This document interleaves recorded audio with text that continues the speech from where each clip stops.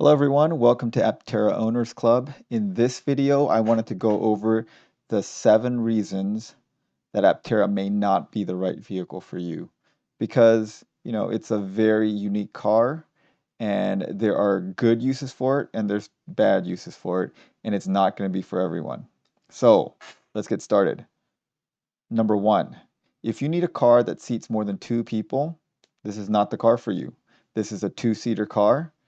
There's just 2 seats. So if you need a car you say, I have a family of 4, I need to transport all 4 people, this is not going to work for you. Or you say, I need to pick up a bunch of kids from soccer practice and I need a 7-seater car. Yep, this is not going to work. There's only 2 seats, only going to fit 2 people. So you need to be okay with having only 2 seats.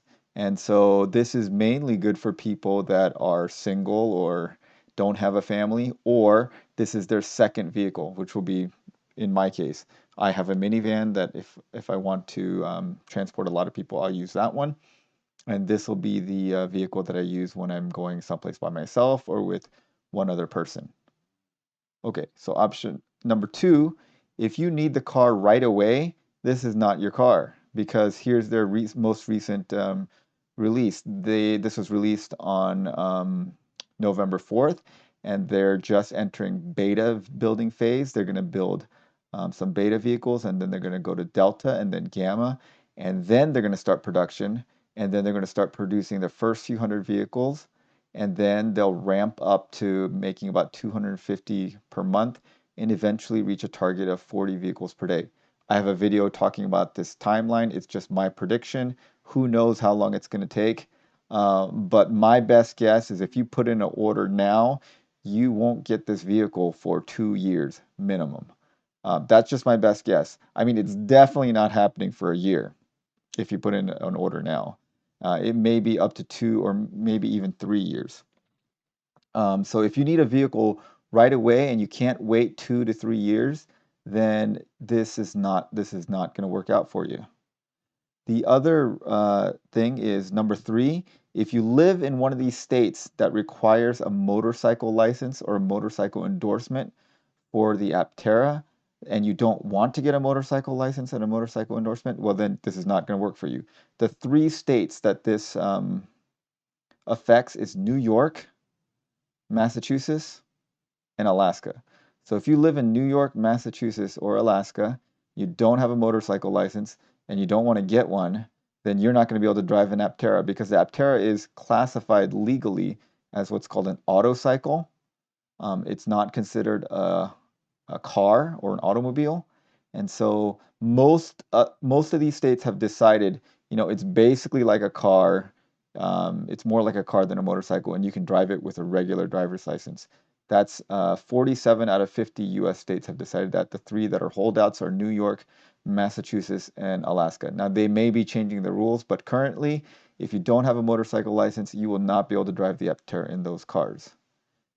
The next reason, number 4, is if you need to tow stuff.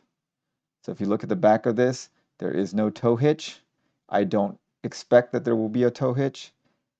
I suspect that if you wanted to, you could probably jerry-rig a tow hitch on here, but I think that kind of goes against everything Aptera stands for.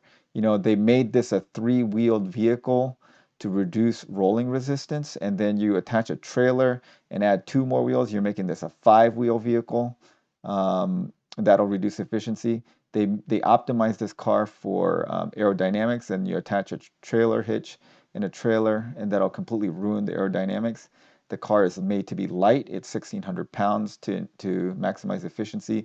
Then you add a bunch of weight with a trailer onto it.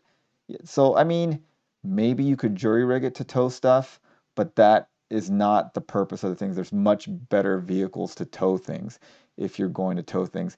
And even if you were to be able to rig up a tow hitch to this thing, I doubt that the towing capacity would be anything meaningful.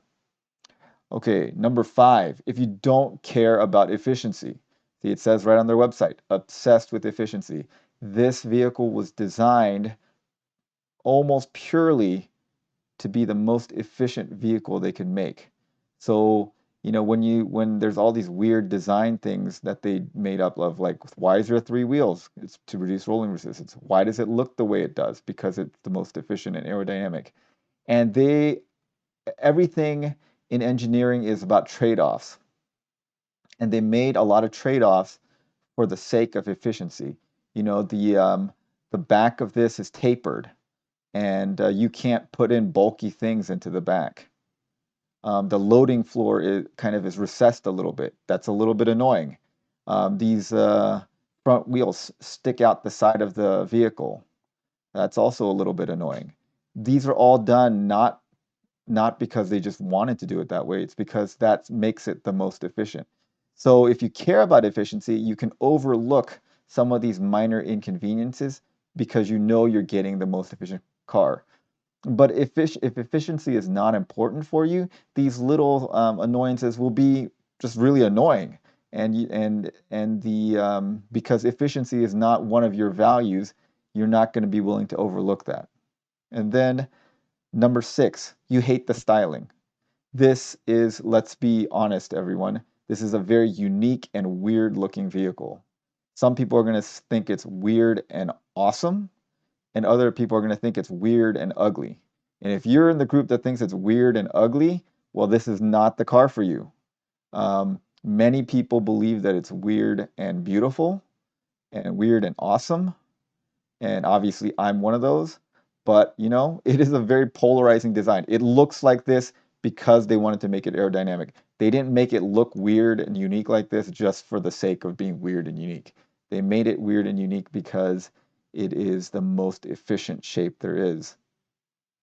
But if you don't like the styling and it's a very polarizing styling, this is not your vehicle. Then number 7, if you don't want an attention-grabbing vehicle. If you just want a vehicle that lets you blend into the traffic and lets you blend in with everyone else, this is not going to be the vehicle for you. This is not going to blend in. This is going to stick out like a sore thumb. Everyone will notice you when you're driving this vehicle. People are going to look, they're going to stare, they're going to ask you questions about it probably. And if you don't want that kind of attention, at least initially, this is going to be a very, very unique vehicle on the road. Unless these things become very common, people are going to stare, they're going to look, they're going to point. And if they have the opportunity, they are going to ask you questions about this vehicle. So if you don't want that, then you probably should not buy this vehicle because you are going to get a lot of attention in this thing. All right, so I hope this was helpful. Um, I think that this is a great vehicle for a lot of people, and it's for the people that understand what they're getting. But if you're one of these people that have any of the needs that we talked about or any of the dislikes that we talked about in this video, this Aptera is probably not for you. If you guys have any comments or concerns or questions, please comment below, and thanks for watching.